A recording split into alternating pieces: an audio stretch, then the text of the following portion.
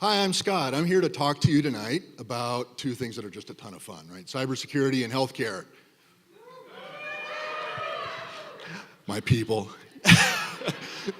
So, I gotta say that, one of the reasons I'm up here talking about this is because this stuff's really fun for me. I like working in technology. I'm a guy that got lucky to be able to do that. I'm not a rapper, and I don't have an HGTV show, but at least I get to do the fun stuff, right? Just like all the rest of us here. So why am I up here talking about this stuff? And why is it? Because I have such a great time doing it, I figured I'd share some of this knowledge with you. But, it's not all sunshine and roses, right? It's not all romance. You people out there are the worst, I gotta tell you. I understand technology. You guys, well, not you, but, other people like you. You make terrible decisions. You guys just, people do terrible, terrible things all the time with technology. Worst things is people are very proud of their ignorance, right? How many people come up to you and they say, well, I don't know anything about computers, and usually the very next thing that comes out of their mouth is, and Macs don't get malware, so I don't need antivirus, right? I complain about that, and my friends in the medical community are not really very sympathetic about this. They say, yeah, we've been dealing with this far longer than you've been alive, pal. Get used to it, right? It's just the way that it works. People do these really dumb things because they don't think far enough out and don't think about the long-term consequences of their actions. Here's Hank talking to his doctor, right? Hank just learned that his blood pressure's high. He's got diabetes coming very soon, it looks like. He's got lots going on. Hank needs to make some changes in his life right now. But is he going to do it? Well, sure he is. He's going to get religion, right? He's going to eat kale. He's watching Dr. Oz. He's got supplements. He's going to do some exercise. He's going to measure an apple, right? We all like measuring apples, right? Truth of the matter is, we do like measuring apples. If you're a photographer, cross this off your bucket list right now, please, right? I don't want to see any more of these. This is just a small sample, all right?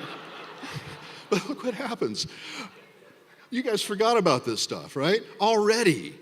Hank's dying, and you guys are talking about measuring apples. I mean, but this is how we work. This is the psychology of how people work, and this is what we're kind of up against in this, in terms of getting people to understand. Here's Hank again. It's like, well, Hank, he keeps coming back, and he keeps getting the same story, only incrementally worse. And eventually, we know where this ends up. Hank didn't even change his clothes.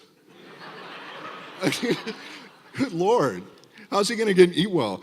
And the reason that this matters, as you can see here, is the behaviors that we engage in that generally transmit disease, that generally make our lives worse as a community, are very much the same sort of behaviors from a psychological standpoint that you see with malware and that you see with cybersecurity issues.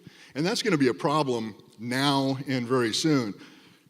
Just during this slide, almost 3,500 new machines are going to be connected to the internet, new devices. How many of those do you think are secure? Maybe 3. An optimist. And what that gets us is the Mirai botnet, right?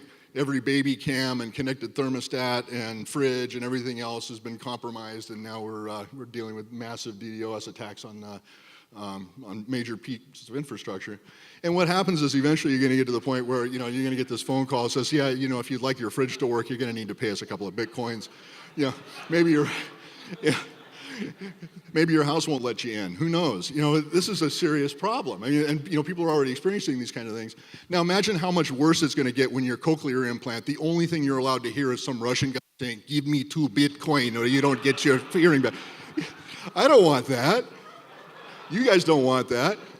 And we've been dealing with this for a while now, right? This type of behavior. This came from the Black Plague, but back in the 1300s. This is about the time when we as a civilization started figuring out public health and started figuring out how to get our hands around these things so that they didn't end up causing us more trouble. And it's gone all the way to this. So now we have a World Health Organization that is tasked with influencing policy, with finding best practices, with socializing good medical and good health practices and promoting that around the world. We don't have anything like that for cybersecurity yet, but it looks pretty similar if you think about it.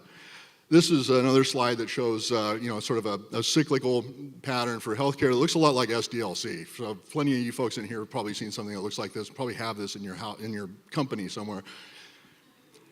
Sorry, but we're seeing that there is some progress being made. This first slide I stole from Tripwire, but they're talking about Japan actually putting some government oversight over that. We've got Cybersecurity Awareness Month, and right in the middle we've got all the problems that we have with people not really understanding that, yes, cybersecurity is serious. Hank's dying. But you know, the thing about Hank's gonna have a heart attack and he's gonna ride in an ambulance to the hospital. When Hank shares or gets ransomware, what's gonna happen? It's just tough luck for Hank. So thanks very much. Bye.